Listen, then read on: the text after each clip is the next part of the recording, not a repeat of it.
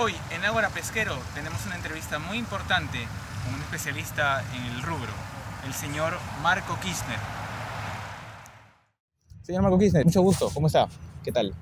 Bueno, hoy tenemos una entrevista con el señor Marco Kirchner, un especialista importante sobre asuntos de la pesca.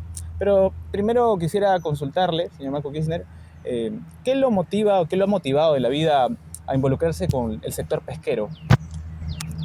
Bueno, yo empecé en la pesca el año 93, si no me equivoco.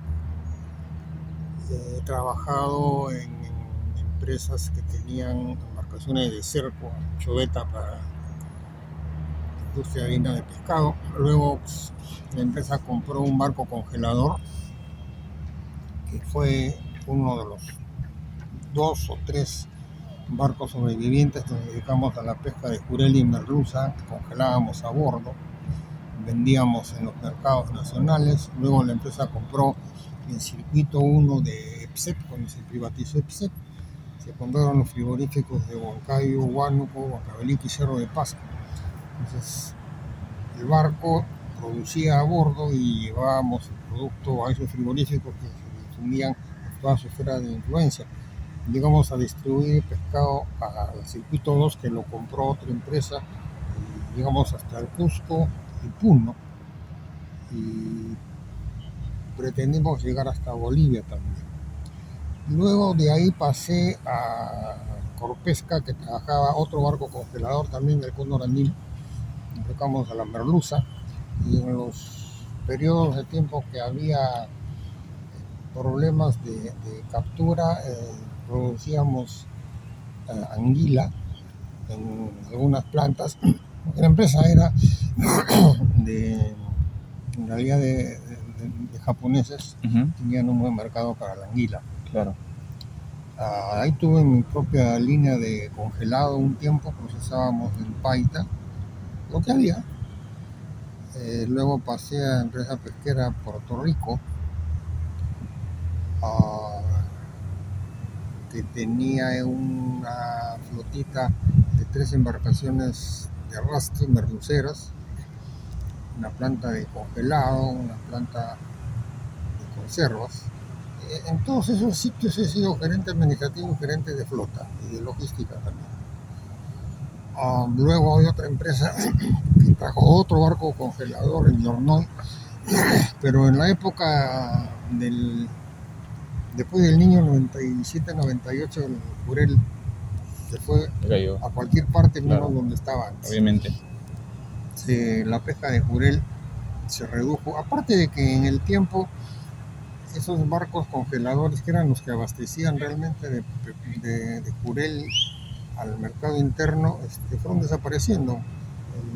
El Quinca, el Morandino. La flota de arrastre de altura simplemente desapareció.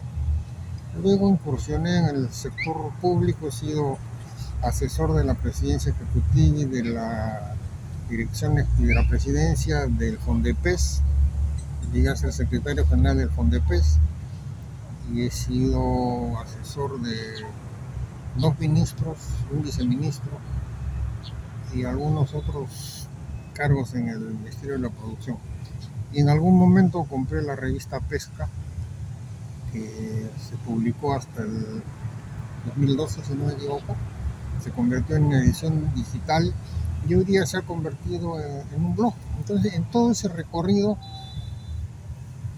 como verás, he trabajado consumo humano directo, el consumo humano indirecto, he manejado flotas chicas, flotas grandes. Es difícil no apasionarse con un tema tan interesante en la pesca, y reúnes una experiencia bastante larga e integrada. Entonces me hace ver las cosas en una perspectiva integral y me permite apreciar cuál es la problemática, la posible agenda que debería tener el sector pesquero. Y nada, se convierte en una pasión. Claro, exacto. ¿Usted es de profesión específicamente ingeniero? No soy ingeniero pesquero. Yo de profesión, digamos, soy administrador. Okay. Lo que te permite deducir que no La pesca es una actividad multifacética, o sea, es un error decir que los ingenieros pesqueros son los que llaman, no. Necesitas economistas, sociólogos, ingenieros pesqueros, biólogos. Hay una serie de disciplinas, incluso abogados. Hay muchas disciplinas involucradas en la administración y regulación de la pesquería. Pero el denominador común que deben tener todos esos profesionales que incursionan en la administración pública, sobre todo, es que tengan conocimiento del sector, que tengan una visión del sector y una idea de a dónde se quiere ir. Es un error aceptar un cargo para el cual no se tiene experiencia. Puedes ser el mejor profesional en tu ramo, el mejor. Puedes tener maestrías, doctorados, todo lo que quieras. Pero si no conoces el negocio, es poco lo que vas a hacer. Es como que en tu caso tú eres ingeniero pesquero y mañana te ofrecen ser viceministro de salud. Imposible, pues, ¿no?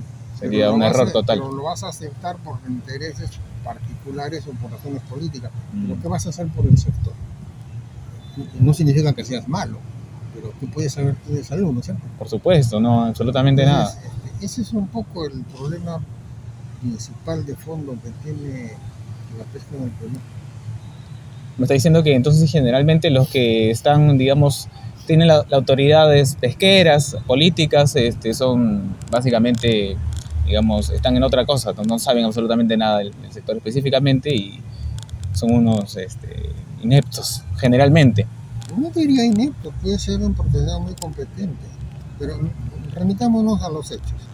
El último viceministro de Pesca con experiencia en el sector y que aterrizó en logros importantes en el consumo humano de anchoveta fue Alfonso Miranda, 2010 si no me equivoco. Desde esa fecha hasta hoy no ha habido un viceministro que venga del sector, ni uno. Ministros tampoco. Ministros que hayan venido del sector con experiencia conocedor. Si me dices uno y me refrescas la mano, yo no recuerdo ninguno.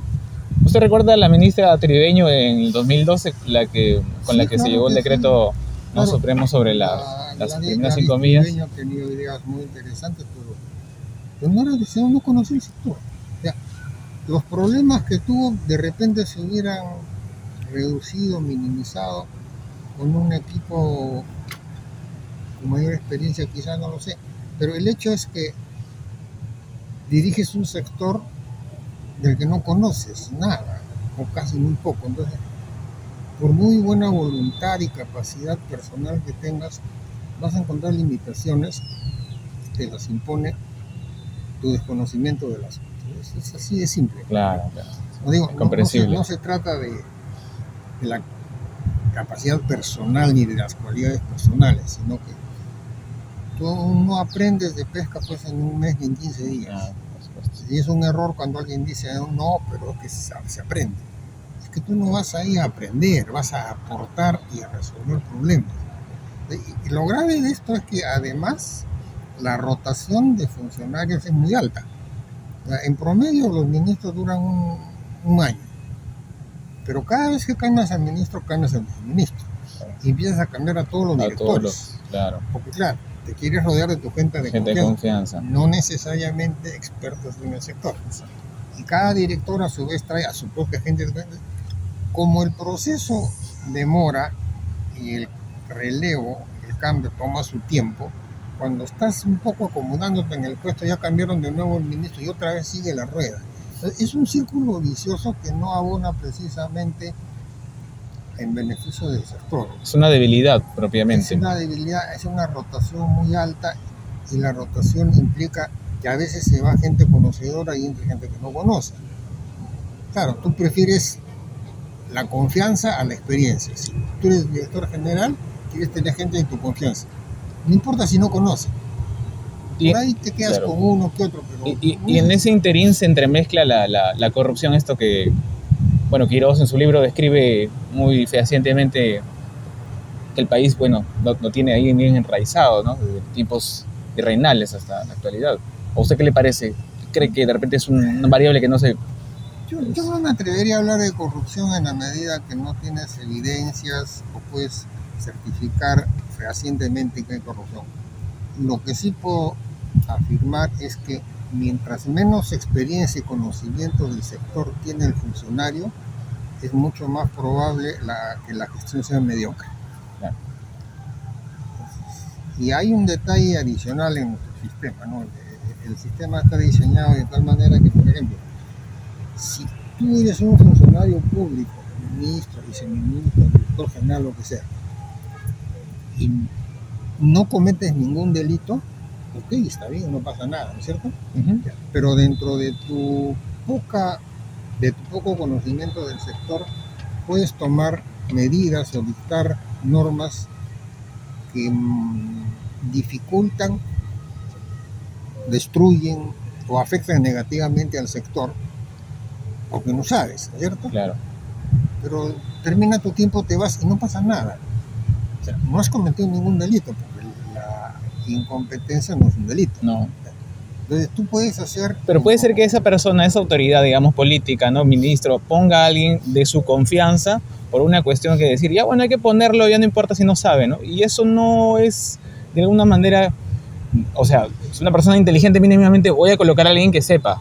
Entonces estoy cometiendo, me parece a mí, un acto de corrupción, metiendo a alguien que de repente no sabe absolutamente nada y sé que la va a malograr, pero como sé que nadie me va a fiscalizar o nadie me va a decir nada, entonces no tengo problemas, lo voy a colocar. Yo no sé si eso calificaría como corrupción.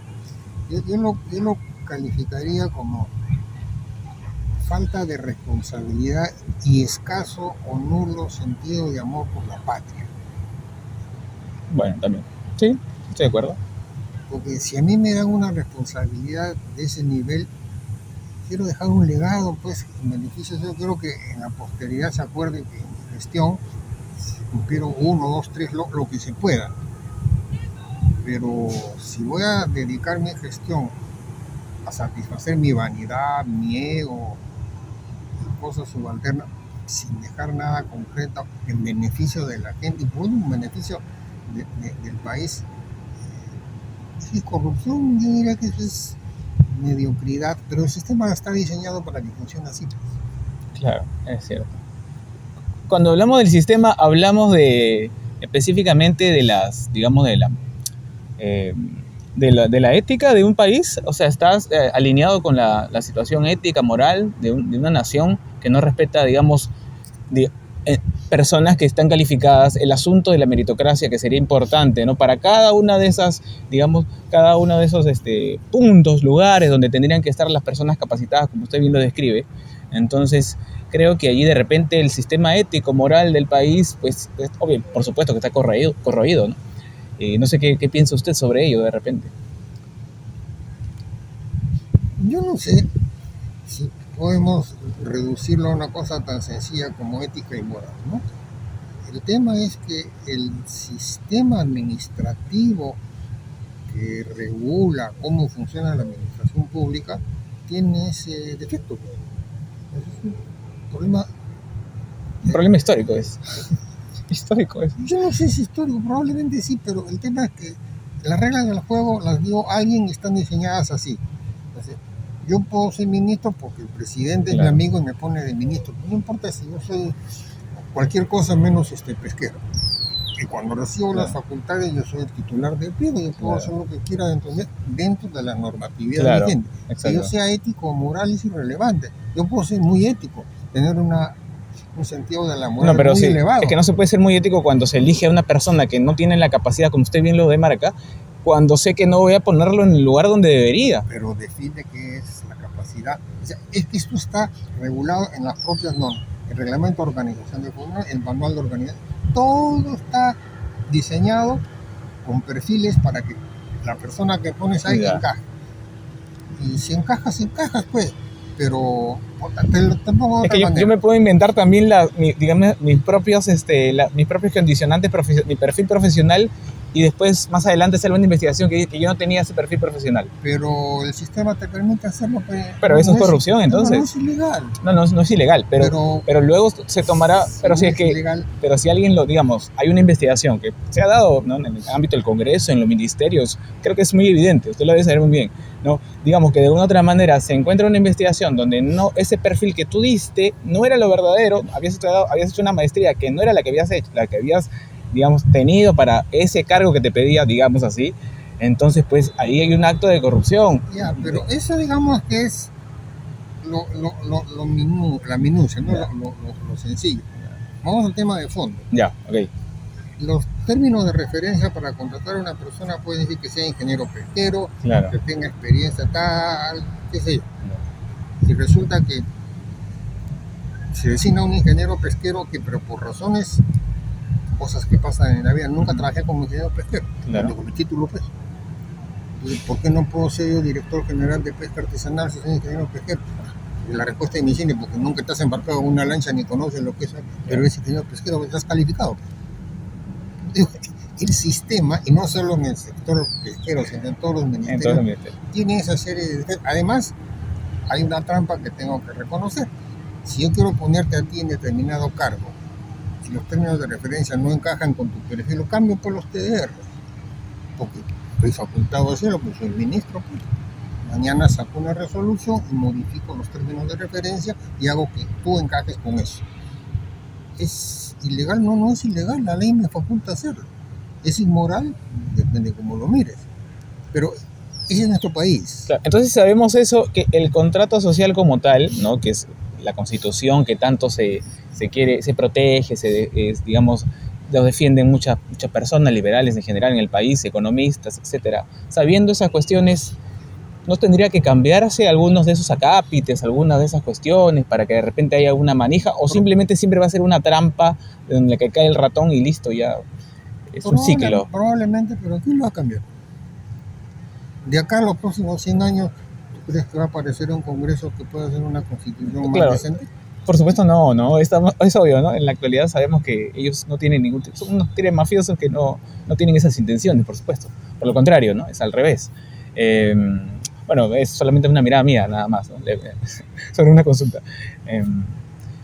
Y entiendo simplemente de repente, bueno, también pensar en la ciudadanía también es un poco etéreo, ¿no? Porque, bueno, hay muchas cuestiones que la ciudadanía vive y que obviamente no se involucra, y una suerte de indiferencia también en ese sentido, pero hay que entender también que hay una ciudadanía que, bueno, está en ámbitos de alta pobreza, pues que por supuesto que no van a estar involucrados en esos asuntos, porque lo primero es comer, ¿no? Y aquí quería llegar al asunto de los pescadores artesanales, ¿no?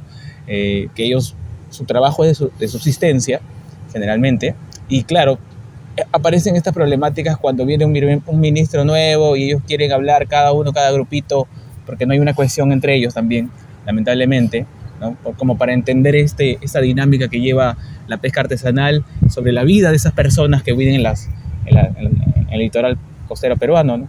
No sé qué punto de vista tiene y visión sobre la pesca artesanal, si en algún momento de repente ya va a decaer y quedará simplemente disuadida, terminada. A ver, ¿cuál es el principal problema público que debería ser la piedra angular sobre la cual se diseña una política pesquera? Desde mi punto de vista, la actividad como tal debería estar alineada a la seguridad alimentaria y al trabajo del quien está ejecutando la actividad, ¿no? El CEPLAN tiene una serie de normas para el diseño de las políticas nacionales. Entonces, el primer paso dentro de la metodología del CEPLAN es definir el problema público sobre el cual se va a trabajar. Entonces, el año pasado el Ministerio empezó a trabajar sobre la política nacional de pesca y definieron como problema público la escasa competitividad de la flota pesquera artesanal.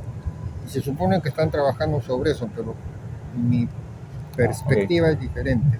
Para mí el principal problema de la pesca es la sostenibilidad de las especies.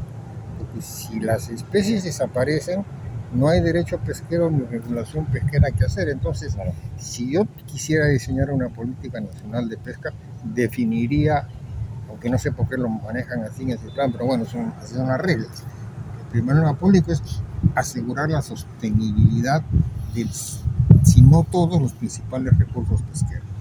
Ese solo hecho, esa sola definición de garantizar la sostenibilidad, deriva pues, es el vértice de una pirámide que se amplía muchísimo hacia abajo e involucra a la pesca artesanal. Si yo empiezo a analizar mi agenda para una política pesquera partiendo de asegurar la sostenibilidad, voy a empezar por analizar los efectos que tiene la captura de la pesca artesanal, de la menor escala, la industria, etcétera, etcétera. Y todo ello tiene que estar hecho dentro de un marco científico, serio, creíble y adecuado, para lo cual existe el IMARPE, y eso nos lleva a un tema colateral, haciendo un paréntesis. El decreto de urgencia 015 del 2020 dispuso que el IMARPE modifique su reglamento, organización y funciones, y que se desista de seguir manteniendo a un oficial retirado de la Marina de Guerra como presidente de la institución. Nadie respetó el decreto de urgencia 015, pese a que el Tribunal Constitucional falló y dijo que era procedente. Ok. Hace pocos meses, en noviembre, si no me equivoco, el decreto de urgencia 015 fue derogado y reemplazado por el decreto legislativo 1977, que dice lo mismo. Le dio 120 días para confección de un nuevo ROF, que debería haber garantizado una nueva estructura y un nuevo presidente del IMARPE, que tiene que ser un científico, no necesariamente un marino. El plazo venció, si no me equivoco, en enero, y hasta ahora no se cumple. O sea, no se cumplió con el decreto 015, no se ha cumplido con este último, y el IMARPE sigue siendo lo mismo.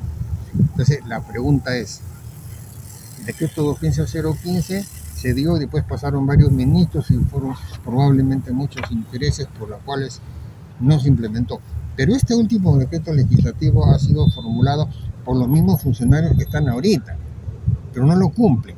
Entonces te permite deducir que hay alguna presión de otro nivel que hace que eso no ocurra. Entonces, volviendo a la sostenibilidad como piedra angular de una política nacional de pesca, necesito un ente científico que me dé las herramientas con las cuales voy a trabajar. O sea, si yo quiero garantizar la sostenibilidad de las especies, tengo que primero definir cuál es la biomasa. Exacto. Tengo que saber su comportamiento biológico, sus ciclos de desove. Tengo que saber cuándo hacer vedas y cuándo no. Y tengo que definir una cuota máxima de captura. Y tengo que contrastar la capacidad de carga del ecosistema con la capacidad de extracción que tiene la flota artesanal, la de menor escala. Si yo científicamente y aritméticamente encuentro que la biomasa disponible no es suficiente para el enorme esfuerzo pesquero que hay, ya empiezo a tener idea de la regulación y de las acciones que tengo que hacer para preservar esas especies. Tengo que reducir algo. Claro. Pero esto no es un tema, no debiera ser un tema político, es aritmético. 2 más 2 es 4. Si tengo una flota que es capaz de capturar, por decirte, 100.000 toneladas al año, y solo tengo una biomasa de 30.000, no hago nada. Sí. Entonces, ¿de qué me sirve definir como problema la falta de competitividad de la flota y la voy a hacer competitiva cuando ya no tiene nada que capturar? Entonces, esto nos lleva a darnos cuenta de que desde que se creó el Ministerio de Pesquería en la época del general Tantalián hasta el día de hoy, el Perú no ha definido una política nacional de pesca. No existe.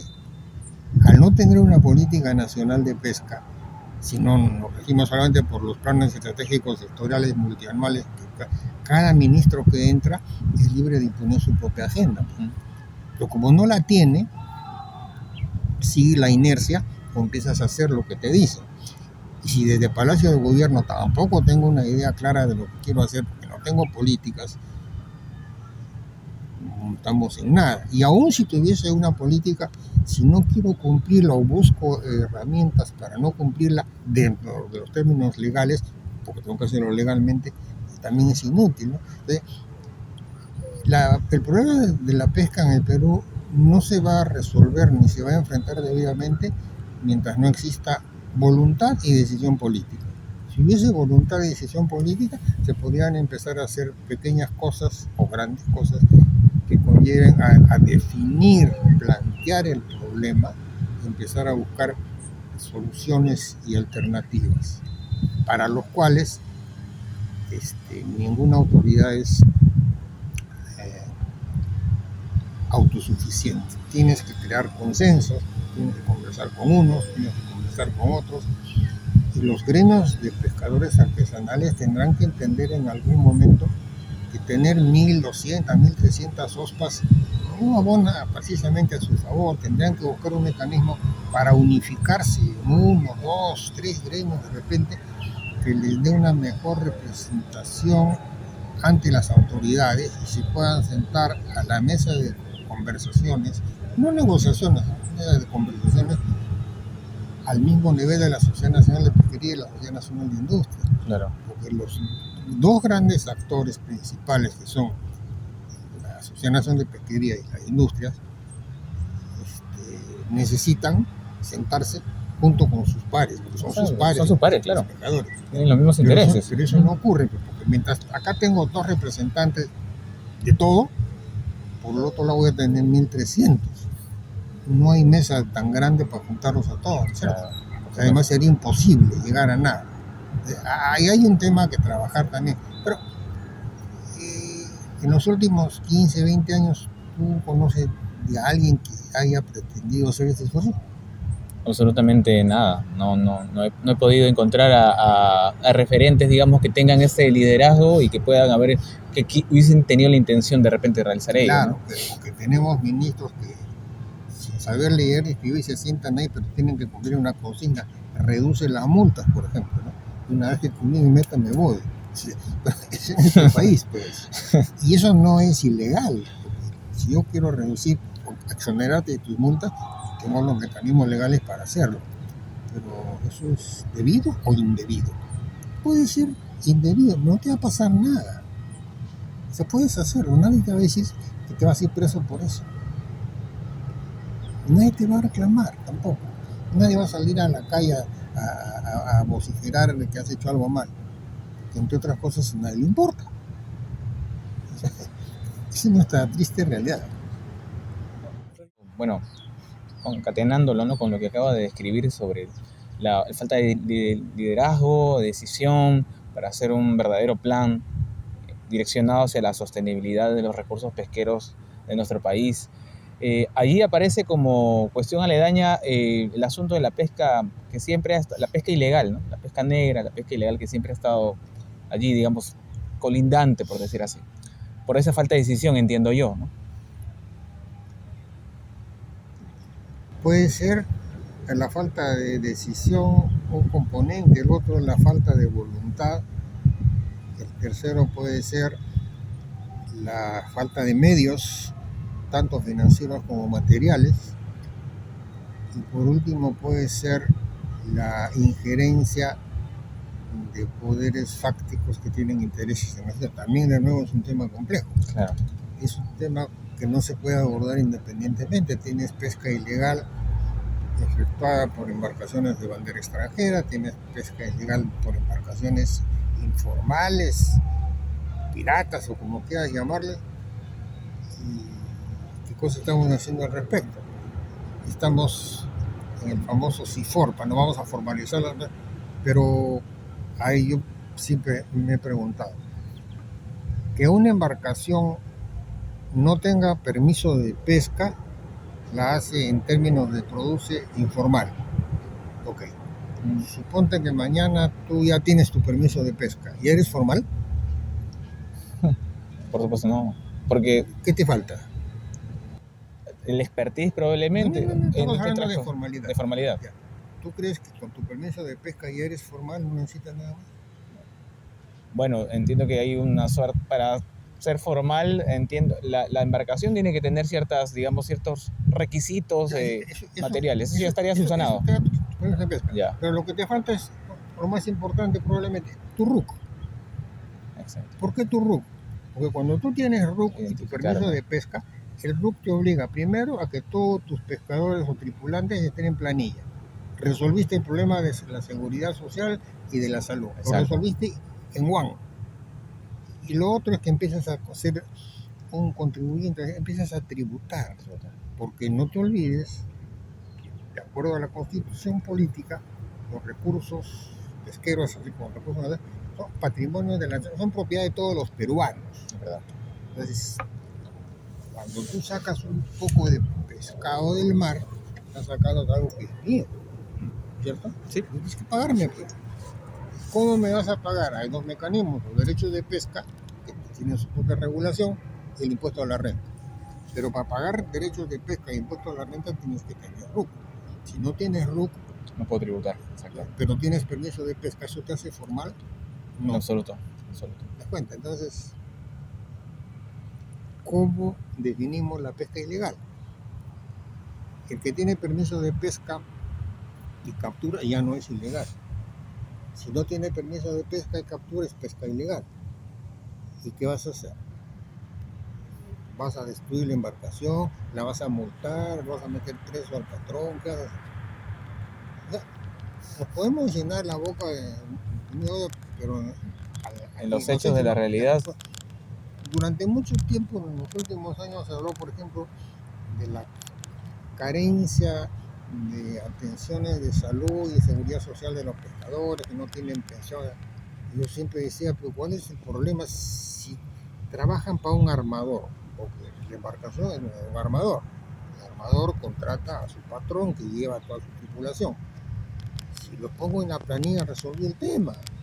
Ya tienen derecho a todos los beneficios laborales del resto de trabajadores formales del Perú. ¿Por qué no se hace?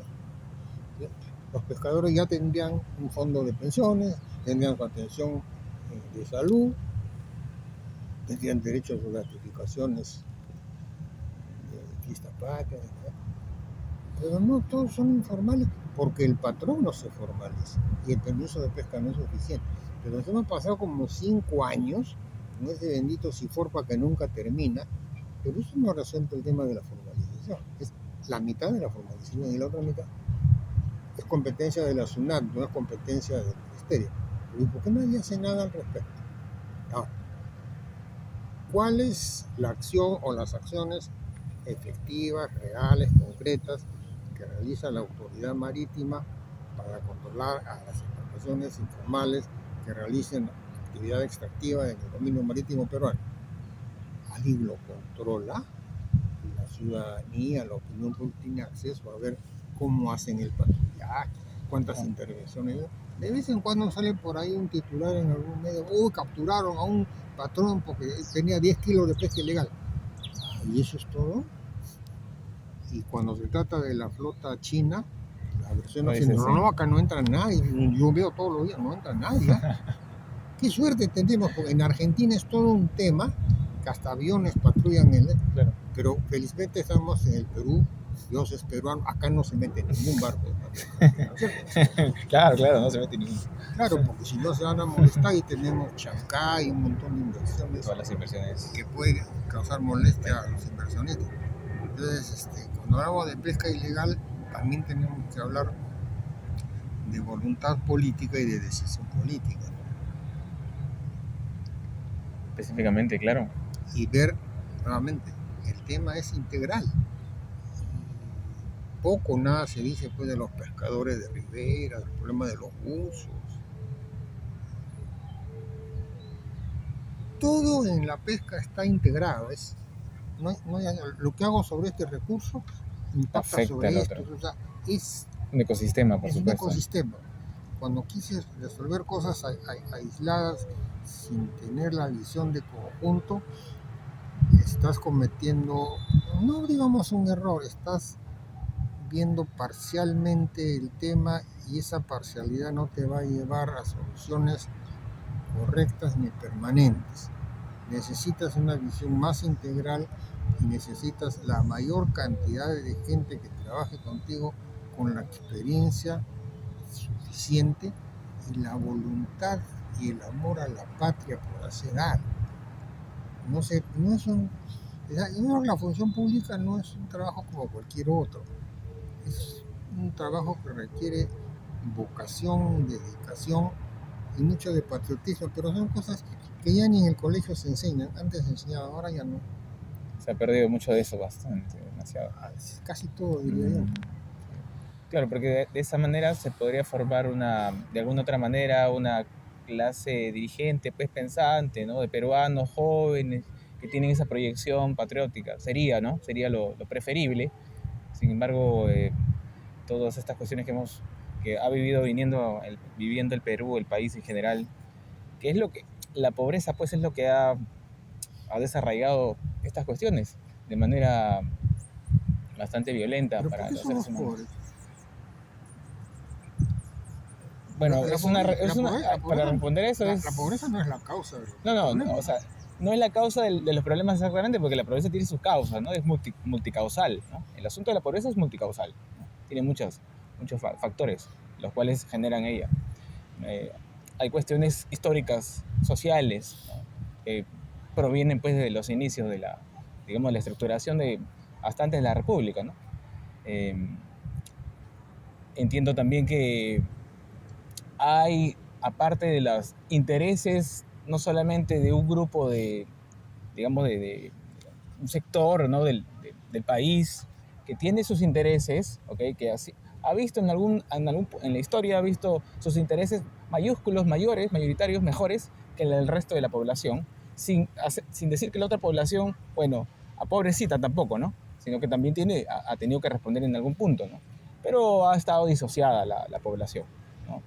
Para variar, ¿no? Ese tejido social creo que también que no está conectado, interconectado entre las personas, ¿no? Porque mucho se habla que el peruano es solidario y tantas cosas, ¿no?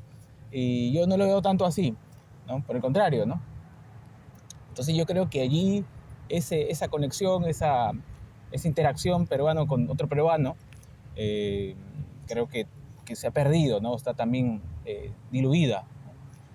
Ya no hay eso, ya no se mira como en otros países, igual un peruano debería mirar a otro peruano de diferentes sectores sociales, de la misma manera, ¿no? Son iguales seres humanos. Pero no, me parece que tampoco eso se ha podido reconstruir. Se ha mejorado en algún punto, supongo, pero tampoco se ha reconstruido, ¿no? ¿Alguna vez hubo? No la hubo, no la ha habido. Por eso le digo, ¿no? No la ha habido. Pero Históricamente, no hay nada que reconstruir, hay que construir. claro, hay que construir lo poco que de repente, algún punto de repente sí tendrían ese tipo de visión, ¿no?